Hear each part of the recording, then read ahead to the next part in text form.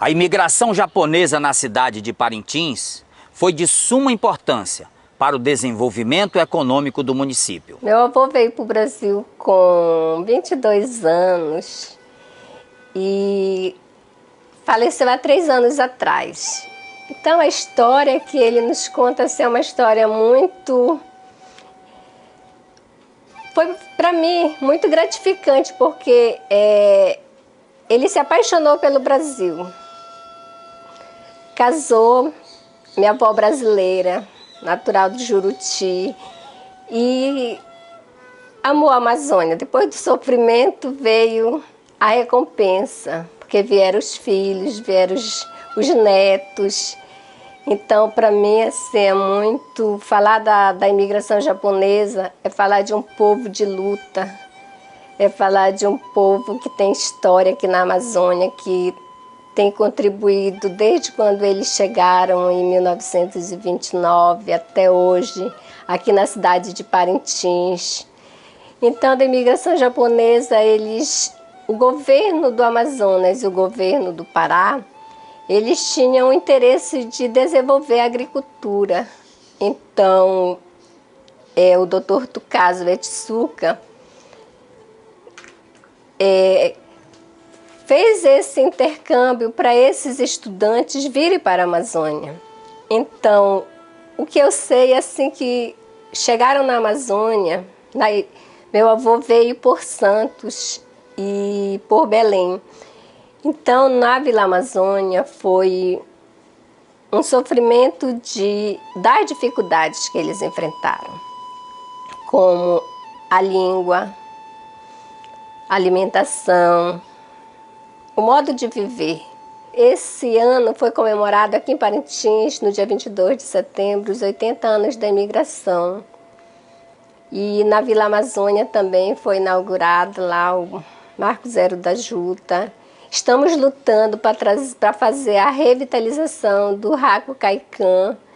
Então essa história nós, descendentes, não queremos deixar morrer mesmo. Eu me orgulho sinceramente de ter essa descendência. Então a imigração no Amazonas ela começa justamente em 1929, com a chegada dos japoneses a Maués, cidade de Maués, para a exploração do Guaraná, onde vieram várias famílias, e entre elas a família Taketomi, da qual eu participo, né? E em seguida, em 1931, chega justamente para a Vila Amazônia os Kotakuseis. São mais de 200 famílias de descendentes de japoneses que vieram justamente para trabalhar e desenvolver o Amazonas. Então aqui a imigração no Amazonas, ela começa no período do governo Efigênio Salles, né? Que um contrato onde, na época, a Amazonas havia um espaço muito grande, porque os caboclos do interior, né, os nossos caboclos, haviam migrado para trabalhar na borracha. Isso abriu um espaço muito grande no interior e, consequentemente, a falta de alimentação. Então o governo, percebendo isso, com isso já tinha dado início à imigração também do Pará, em Acará, que é Tomiaçu. Então o governo procura a embaixada japonesa e com isso faz um contrato, né? Traz os japoneses para o Amazonas e faz um contrato cedendo 1 milhão de hectares de terra para trabalhar justamente no desenvolvimento do Amazonas e na produção de alimentos. Então, quando foi no dia 20 de junho de 1981, chega a primeira turma de Kotakuseis, que eram justamente pessoas que estudavam na escola superior de colonização que tinha no Japão. Essa escola preparava essas pessoas, esses alunos, que vinham justamente para explorar, para trabalhar na Vila Amazônia, né? Veio a Segunda Grande Guerra. O Brasil achava que o Japão estava também nesse processo todo da guerra, né? Que na verdade não era verdade.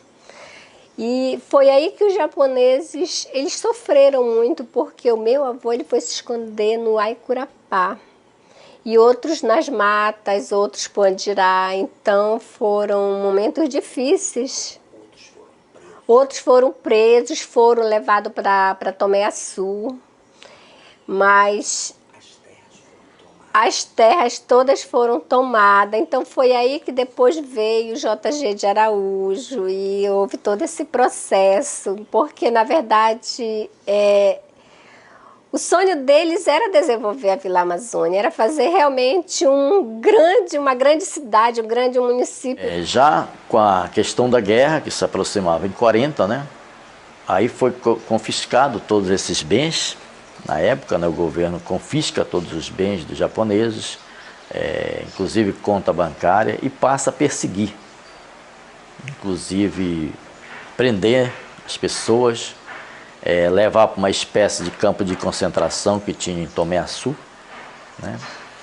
Mas alguns se esconderam, se embrenharam na mata, porque já havia uma convivência entre o caboclo harmoniosa, né? E o caboclo vendo aquilo que já era injusto, né? Que não era verdadeiro, que eles tinham um projeto de tomar a Amazônia.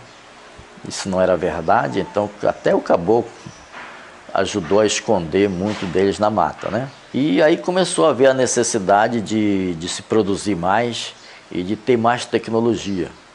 Então ele negociou uma prensa e começa a surgir aí o processo da primeira prensa que vem para Santarém, onde Kotaro Tsuji já assume a direção os contatos todos, tanto político quanto a direção da Juta, né? Já a essa altura, Tsukasa Etsuka volta também ao Brasil e ainda tenta retomar a compra da Vila Amazônia, né? Confiscada já pelo governo e já do JG de Araújo. Aí assume o JG de Araújo, aparece a figura do JG de Araújo, né? E JG de Araújo começa justamente a desenvolver a Vila Amazônia. Hoje, nós trabalhamos com o intuito, né, de recuperar essa história, de transformar ela em conhecimento.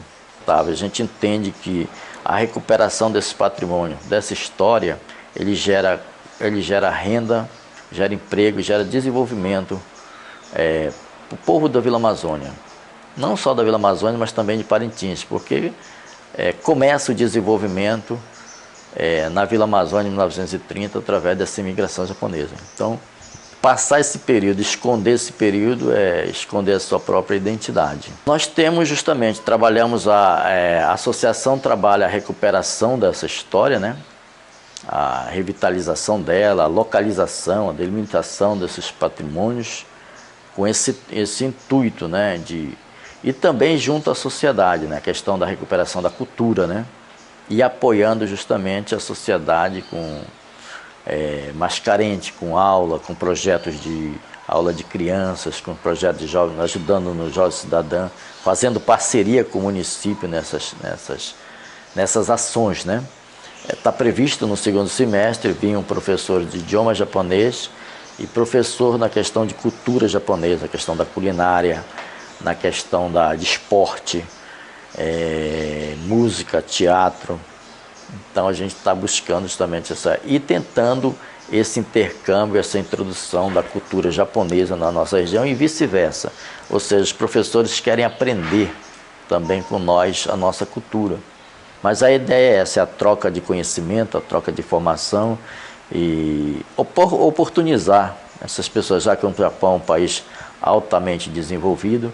Então a ideia nossa é tentar unir esses elos entre o Japão e o Brasil. A mensagem que eu posso dizer é assim, que nós não deixemos mesmo essa história, a memória, a lembrança deles morrer, que nós possamos guardar sempre no fundo do coração. Porque é uma história muito bonita. De se contar, de se falar, de se escutar.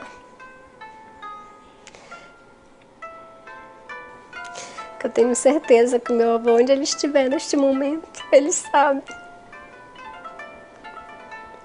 o quanto eles contribuíram para essa história da Amazônia, quanto ele se orgulhou. Nunca ele quis voltar para o Japão. Ele disse que escolheu esta terra de coração, e aqui ele morreria, e aqui ele se enterraria, e aqui ele está enterrado em Parintins.